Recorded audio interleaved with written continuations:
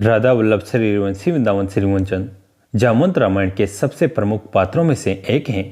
हालांकि उनकी गिनती सब चिरंजीवियों में नहीं की जाती, किंतु वे भी एक चिरंजीवी ही थे जिन्होंने द्वापर युग में निर्वाण लिया। उनकी आयु अन्य सातों चिरंजीवियों से भी अधिक मानी जाती है। उनके जन्म के विषय में भी अलग अलग कथाएं प्रचलित हैं। एक कथा के अनुसार एक बार जब ब्रह्मा जी तप में लीन थे, उन्हें जमाई आ गई और उससे ही प्रथम ऋच का जन्म हुआ। उनकी जमाई से जन्म लेने के कारण उनका नाम जामवंत पड़ा। विष्णु पुराण के अनुसार जब ब्रह्मा जी से मधु और केटभ नामक दैत्यों ने जन्म लिया तो उस समय ब्रह्मा जी के पसीने से जामवंत का जन्म हुआ। ऐसा भी वर्णित है कि जब श्रीहरि का युद्ध मधु और केटभ से हो रहा था तो जामवंत प्रसन्नतापूर्वक ताली बजा रहे थे। अंत में जब श्रीहरि ने दोनों राक्षसों का वध किया तो जामवंत अत्यंत प्रसन्न हुए। अग्नि पुराण के अनुसार जामवंत का जन्म अग्नि से हुआ और उनकी माता एक गंधर्व स्त्री थी। उनकी पत्नी का नाम जयवंती बताया गया है। रामायण में कई स्थानों पर इन्हें वानर ही कहा गया है। जामवंत की आयु बहुत लंबी थी। ऐसा माना जाता है कि श्री राम अवतार के समय जामवंत की आयु 6 मनवंतर से भी अधिक थी। उन्होंने मत्स्य अवतार को छोड़कर कुरम अवतार के से लेकर श्री कृष्ण अवतार तक सभी के दर्शन किए, अर्थात श्रीहरि के 7 अवतारों के समय वे उपस्थित थे। उन्होंने प्रथम देवासुर संग्राम में भी भाग लिया था। उन्हें अत्यंत विद्वान, बुद्धिमान, वेद पाठी और सदा अध्ययन करने वाला बताया गया है। उन्हें सभी वेद पुराण शास्त्र कंठस्थ थे। श्री राम की सेना में वे सबसे वयोवृद्ध और बुद्धिमान थे और इसी कारण श्री राम भी उनका बड़ा सम्मान करते थे और उनसे सलाह लिया करते थे। उनका आकार बहुत विशाल बताया गया है। आकार में वे कुंभकर्ण से तनिक ही छोटे थे। जब लक्ष्मण को शक्ति लगी तो उन्होंने यही हनुमान को 4 दुर्लभ बूटियों के बारे में बताया था, जिनमें से एक संजीवनी थी। जब सुग्रीव ने वानर सेना को माता सीता की खोज में चारों दिशाओं में भेजा तो अंगद के नेतृत्व में जामवंत, हनुमान इत्यादि दक्षिण दिशा में गए। सुग्रीव ने विशेष रूप से जामवंत को अंगद के साथ भेजा ताकि वे अपने अनुभव से दल का सुरक्षित नेतृत्व कर सके। जब सागर तट पर पहुंचकर सभी उस विशाल समुद्र को देखकर हताश हो जाते हैं तो जामवंत ही हनुमान को उनकी शक्तियों का भान करवाते हैं, जिसके बाद हनुमान समुद्र को लांघते हैं। लंका कांड में जामवंत के विषय में अधिक वर्णन दिया गया है। उन्होंने बड़ी चतुराई से सेना का संचालन किया और एक मार्गदर्शन की भूमिका निभाई। रामचरितमानस के अनुसार उन्होंने युद्ध में येकूप नामक राक्षस का वध किया। उन्होंने रावण से भी युद्ध किया और उस पर पाद प्रहार किया, जिससे रावण मूर्छित हो गया। मेघनाद से भी उनके युद्ध का वर्णन है। जब मेघनाद की फेंकी शक्ति को उन्होंने हवा में ही पकड़कर उस पर ही छोड़ दिया, उसी युद्ध में जामवंत के प्रहारों से मेघनाद भी मूर्छित हो गया था। भागवत पुराण और विष्णु पुराण में जामवंत की शक्ति के विषय में बताया गया है। उनकी शक्ति 1 करोड़ सिंहों के शक्ति के बराबर कही गई है। रामचरितमानस के अनुसार जब वानर दल समुद्र पार करने में परामर्श कर रहा था तब सभी अपनी अपनी क्षमता द्वारा उस समुद्र को पार करने की बात कर रहे थे। उस समय सबने जामवंत से यह प्रार्थना की कि सबने बड़े होने के कारण वही उस समुद्र को पार करने का कोई उपाय बताइए। तब जामवंत ने सबको अपने बारे में बताया। जामवंत ने कहा कि इस समय मैं अत्यंत बूढ़ा हो गया हूँ, फिर भी मैं एक बार में 90 योजन तक जा सकता हूँ। जब मैं युवा था तो मैंने समुद्र मंथन देखा था। उस समय मुझ में इतना बल था कि देवों और दैत्यों के थक जाने पर मैंने अकेले ही पूरे मंदराचल पर्वत को घुमा दिया था। उसे देखकर स्वयं मेरे पिता ब्रह्मा ने मेरी प्रशंसा की थी। जब श्रीहरि ने वामन अवतार लिया और दैत्यराज बलि के पास आए तब मैं वहीं था। जब उन्होंने बलि द्वारा दी गई 3 पग भूमि को नापने के लिए अपना विराट स्वरूप लिया, तब उस समय मैंने केवल 7 क्षणों में भगवान वामन सहित पृथ्वी की 7 परिक्रमा कर डाली। जब मैं परिक्रमा कर वापस लौटा तब तक भगवान वामन दैत्यराज बलि को पूरी तरह बांध भी नहीं पाए थे। कहीं कहीं उनके द्वारा पृथ्वी की 21 परिक्रमा करने के बारे में लिखा गया है। यह सुनकर सबने पूछा कि आप इतने शक्तिशाली थे तो आपका बल क्षीण कैसे हो गया। इस पर जामवंत बताते हैं कि भगवान वामन के पृथ्वी को नापते समय जब मैं अत्यंत तीव्र वेग से उनकी परिक्रमा कर रहा था तो अंतिम परिक्रमा के समय मेरे पैर के अंगूठे का नाखून महामेरु पर्वत से छू गया, जिससे उसका शिखर खंडित हो गया। इससे मेरु ने अपना अपमान माना और मुझे मेरे बल के क्षीण हो जाने का श्राप दे दिया। जब लंका युद्ध समाप्त हुआ तो श्री राम सबके बल की प्रशंसा कर रहे थे। उस समय जामवंत बड़े निराश होकर श्री राम के पास आए और उनसे कहा, प्रभु, मैंने तो सोचा था कि युगों बाद मुझे इस युद्ध में आनंद आएगा, किंतु पूरा युद्ध समाप्त हो गया और मेरे शरीर से पसीने की एक बूंद भी नहीं गिरी। लगता है मुझे वास्तविक युद्ध के लिए अभी और प्रतीक्षा करनी होगी। उन्हें ऐसा कहते देख श्री राम समझ गए कि जामवंत के मन में अहंकार आ गया है। तब उन्होंने जामवंत से कहा कि प्रतीक्षा करो, द्वापर में मैं स्वयं तुम्हारी युद्धाभिलाषा पूर्ण करूंगा। जब द्वापर में श्री कृष्ण ने अवतार लिया तो सत्यजित ने उन पर सम्मान तक मणि के चोरी का आरोप लगा दिया। वास्तव में वो मणि सत्यजित का ही भाई ले गया था, जिसे एक शेर ने मार दिया। फिर जामवंत ने उस सिंह को मारकर वो मणि अपनी बेटी को दे दी। जब श्री कृष्ण उस मणि को ढूंढने निकले तो वे जामवंत की गुफा में पहुंचे। वहां जब उन्होंने मणि देखी तो उसे लेना चाहा। इस पर श्री कृष्ण और जामवंत में घोर युद्ध हुआ। भागवत पुराण के अनुसार वो युद्ध 28 दिनों तक लगातार चलता रहा। वहीं विष्णु पुराण के अनुसार ये युद्ध 21 दिनों तक चलता रहा। अंत में जामवंत पसीने से लथपथ हो गए थे और थक गए थे। जब वे परास्त होने लगे तब उन्होंने श्री राम का स्मरण किया। ऐसा करते श्री कृष्ण ने ही उन्हें श्री राम के रूप में दर्शन दिए।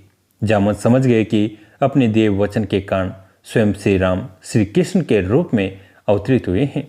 उनका अभिमान भंग हो गया और उन्होंने श्री कृष्ण के स्वरूप को पहचान कर उनसे क्षमा याचना की।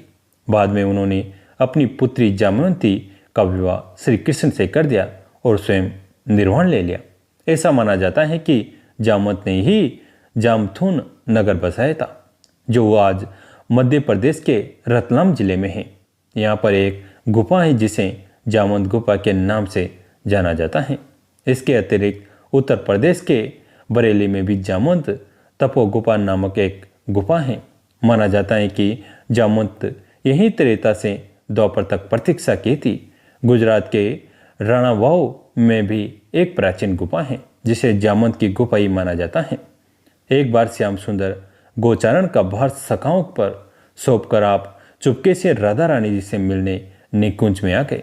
दूती के हाथों राधा रानी को खबर भिजवाई कि हे प्राण प्रिया, जल्दी आओ, मैं गोचारण के बीच तुमसे मिलने आया हूँ। राधा रानी सूर्य पूजा में निकली थी। सुनते ही श्याम सुंदर से मिलने चल पड़ी। राधा रानी को सखियां कभी अकेली अभिसार के लिए नहीं जाने देती थी। प्रेम विमला प्यारी को खुद का होश नहीं रहता, ना जाने क्या कर बैठे। इस बार स्वयं ललिता जी राधा रानी के साथ थी। निकुंज में जैसे ही श्री राधा रानी यौम ललिता जी पहुंची, श्याम सुंदर बाएं फैलाए दौड़कर मिलने आए। जैसे ही राधा रानी को आलिंगन करने को हुए, ललिता जी की नज़र श्याम सुंदर के हाथों और उनके वस्त्रों पर पड़ी। रस से सने वस्त्र गोदोहन की रस्सी से किंचित रुके हुए हाथों को ललिता जी ने देखा। तुरंत ललिता जी ने राधा रानी की बाँह पकड़कर उन्हें वापस पीछे खींच लिया। राधा रानी और श्याम सुंदर दोनों ने नेत्रों में प्रसन्न किए कातर भाव से ललिता जी की ओर देखा। क्या हुआ ललिता? ललिता जी बोली, हे श्याम, तुम करेंद्र यानी हाथी की तरह राजरानी राधा रानी से मिलने कैसे आप पहुंचे? वस्त्र देखो, रस से सने हैं। माता यशोदा तुम्हें नित्य कितने जतन से स्नान करवाकर साफ स्वच्छ कपड़े पहनाकर गोचारण को भेजती हैं, परंतु तुम्हारी तो पशु बुद्धि है।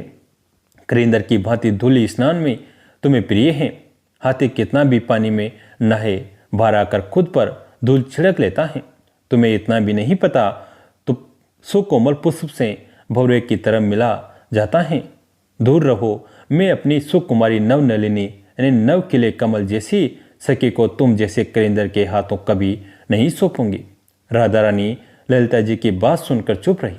उनका एक गुण है, वो सखी प्रियता है, अर्थात सर्वदा सखियों के प्रेम के वश में रहते। श्याम सुंदर ललिता जी की बात सुनकर एक बार तो हतप्रभ रह गए। मन में बोले, ललिते बस इसलिए मैं तुमसे इतना डरता हूँ। तुम्हारे प्रेम की ताप पाना भी मेरे और राधा के लिए कठिन है। परम धैर्यशाली श्याम सुंदर एक पल में खुद को संभाल कर बोले, ललिते तुमने समझने में भूल की। मैं तो बिल्कुल साफ सुथरे वस्त्रों में श्री जी सेवा में आ रहा था। बिल्कुल किसी वस्तु का मन से मैंने स्पर्श नहीं किया। परंतु जब मैं आ रहा था न, तब ब्रजराज ने कातर होकर मुझसे विनती की कि कृपया हमें महारानी राधा रानी की सेवा में ले चलो। बस इसलिए ब्रजराज को वस्त्रों में केसों में लिए आ गया। श्याम सुंदर की ऐसी चतुरतापूर्ण बात से राधा रानी जी को हंसी आ गई। वो खिलखिलाकर हंस पड़ी। राधा रानी की हंसी से ललिता जी भी हंसती और बोली, हे चतुर, आज आपकी ओर ब्रजराज की सेवा का मैं अनुमोदन करती हूँ।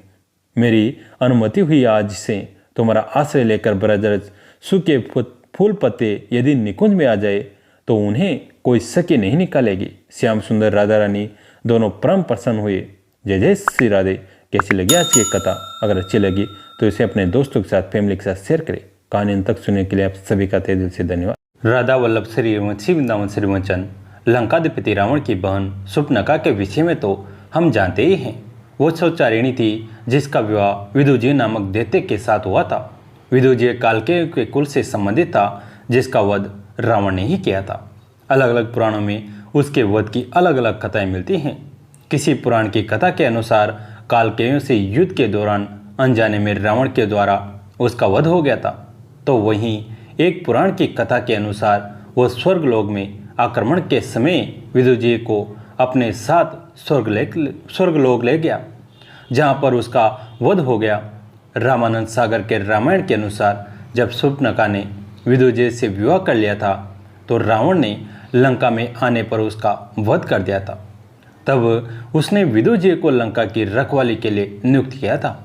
किंतु विदुजी ने ऐसा सोचा कि क्यों ना वह समस्त माया विद्या सीखकर लंका पर आधिपत्य स्थापित कर ले।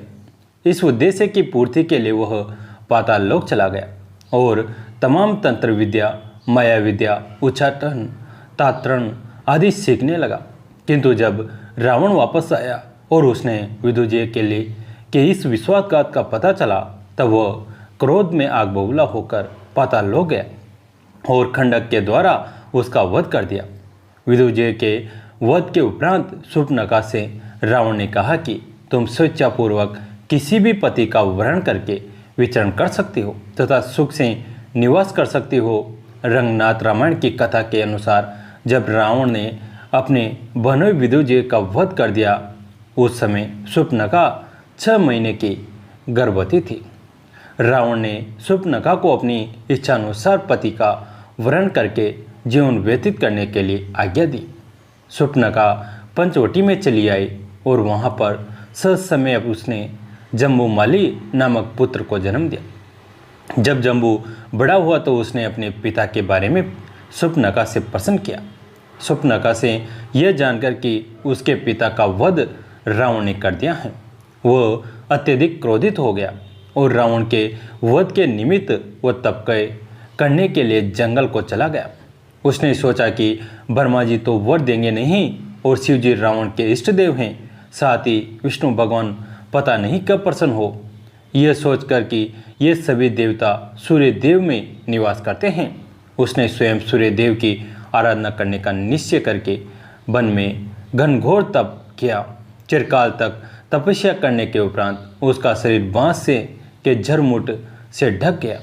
तब सूर्य देवता ने आकाश मार्ग से एक दिव्य खंडक भेजा। संयोगवश ठीक उसी समय भगवान श्री राम को वनवास हो चुका था और वे लक्ष्मण और सीता जी के साथ में वन प्रवास के लिए पंचवटी आ चुके थे। अचानक एक दिन लक्ष्मण जंगल में लकड़ी काटने के लिए गए और ठीक उसी समय घनघोर शब्द करता हुआ वह खंडक अचानक हवा में लहराने लगा और वह खंडक तत्परत जम्बू के पास में जाकर के ठहर गया। खंडक से आवाज निकली कि हे जम्बू कुमार, आप धन्य हो, आप ये खंडक स्वीकार करें, श्री सूर्यदेव ने मुझे भेजा है। लेकिन गौरव के वशीभूत हो उस राक्षस कुमार ने उस खंडक को यह कर करके वापस जाने के लिए कहा कि यदि साक्षात सूर्यदेव आकर के तुमको मुझे समर्पण करते तब मैं स्वीकार कर लेता, किंतु उन्होंने स्वयं न आकर हमारा अपमान किया है, इसलिए मैं तुम्हें ग्रहण नहीं कर सकता। तुम कहीं भी जाने के लिए स्वतंत्र हो। ठीक उसी समय लक्ष्मण भी वहां पर पहुंचे और इस घटना से अनजान उन्होंने उस दुर्लभ और चमचमाते खंडक को अनायासी हाथ में पकड़ लिया। फिर उन्होंने उसकी परीक्षा लेते हुए अचानक ही बांस से बने झुरमुट पर प्रहार कर दिया। तत्काल ही एक मुनि कुमार दो टुकड़े होकर छटपटाता हुआ दिखाई दिया। अब तो लक्ष्मण जी एकदम से कातर स्वर में विलाप करने लगे। उन्होंने कहा कि मैं दशरथ का पुत्र और श्री राम का लघु भ्राता ऐसा जघन्य कृत्य कैसे कर बैठा। अब तो मुझे जीवित रहने का कोई अधिकार नहीं है। और फिर वह आत्महत्या करने को तत्पर हो उठे। मृत्यु से पहले उन्होंने प्रभु श्री राम के पास चलकर अपना अपराध स्वीकार करने का निश्चय किया। वे श्री राम के पास पहुंचे और सारा वृत्तांत प्रभु को सुनाया। प्रभु भी चिंतित होकर कुछ सोचने लगे। तभी अनायास ही कुछ मुनियों का एक समूह वहां पर उपस्थित हो गया। फिर क्या था, मुनियों ने उपयुक्त पूरी कथा वृत्तांत के साथ श्री राम को सुनाया। उन्होंने श्री राम को यह बताया कि वह ब्राह्मण या मुनि कुमार नहीं है, अपितु राक्षस कुमार हैं। वह महान प्रतापी और क्रूर लंकाधिपति रावण का भांजा तथा शूर्पणखा का पुत्र हैं, और अगर वह खंडक खुद उसके हाथ में आ जाता तो वह सारी मानवता का विनाश कर देता। तो देव वह जो हुआ वो अच्छा ही हुआ, और इस तरह से अपने मानवता की रक्षा की है। आप शोक त्याग दीजिए हे राघव, आपके कुल के किसी भी व्यक्ति से भूल से भी किसी निरपराध की अकारण हत्या नहीं हो सकती है। फिर ऋषियों ने श्री राम से शूर्पणखा के बारे में विस्तार के साथ बताया। शूर्पणखा अपने तत्परत पुत्र की देखभाल बड़े मनयोग से करती थी। इस घटना से अनजान शूर्पणखा रोज की भांति मिष्टान फल और अन्य पकवानों को कटोरे में भरकर अपने पुत्र जम्बू के पास गई, किंतु वहां पर उसके शरीर को टुकड़ों में देखकर वह अर्थनाद करने लगी। उसने कातर स्वर में पुरानी बातों को याद करते हुए कहा कि यह बात मैंने तुम्हें समझाया था कि रावण जैसे प्रतापी और क्रूर आदमी से मत लड़ो। वो कितनों की निर्मम हत्या कर चुका है। कुबेर उसका कुछ नहीं कर सके, सानीले ऋषि उसका कुछ नहीं बिगाड़ सके, और अनरण्य और नलकुबेर का श्राप उसका कुछ नहीं कर सका। इंद्र के साथ अन्य योद्धा भी उसका कुछ नहीं कर सके, तो तुम भला उसका क्या कर लोगे। किंतु देववश तुम माने नहीं, और हाँ पुत्र, मुझको पुत्र विहीन करके इस विधवा नारी को छोड़ करके चले गए। ऐसा विलाप करते हुए वह गुस्से में आग बुबला होकर मुनियों का अनिष्ट करने की इच्छा से उनके पास गई और मुनियों से यह कहा कि तुम लोग अब प्रसन्न हो जाओ, क्योंकि मेरा पुत्र तुम लोगों की वजह से मारा गया, लेकिन मैं तुम लोगों का सर्वनाश कर दूंगी। मुनियों ने जब देखा कि उनके ऊपर संकट आ रहा है, तब उन्होंने उसके पूछने पर यह बताया कि तुम्हारे पुत्र की हत्या किसने की है।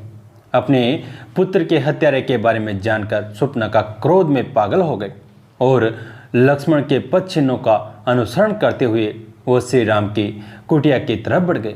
वहां पहुंचकर वह श्री राम के रूप लावण्य को देखकर अत्यधिक मुग्ध हो गए।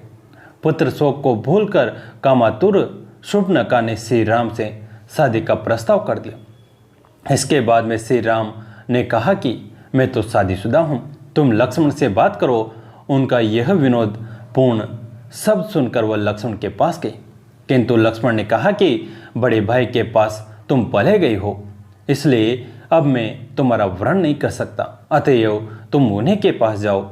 इस तरह बारी बारी से श्री राम और लक्ष्मण शूर्पणखा को एक दूसरे के पास भेजते रहे। अंत में वह क्रोध से व्याकुल होकर की ऐसा कहा कि तुम जिस सीता की वजह से मुझे ठुकरा रहे हो, मैं उसी का भक्षण कर लेती हूँ। ऐसा कहकर वो भयानक रूप धारण करके सीता की तरफ झपटी।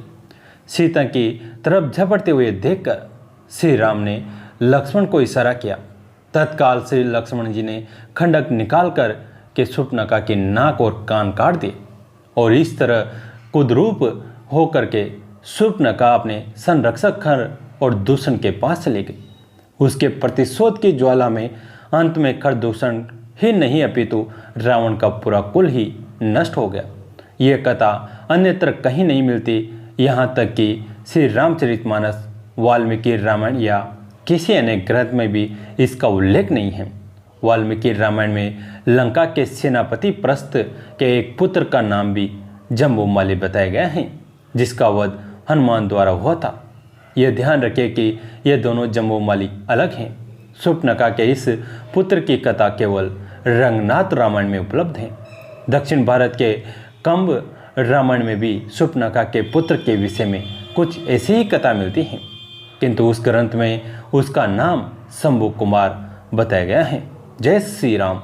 कैसी लगी आज की कथा? अगर अच्छी लगी तो इसे अपने दोस्तों के साथ, फैमिली के साथ शेयर करें। कहानी अंत तक सुनने के लिए आप सभी का तहे दिल से धन्यवाद।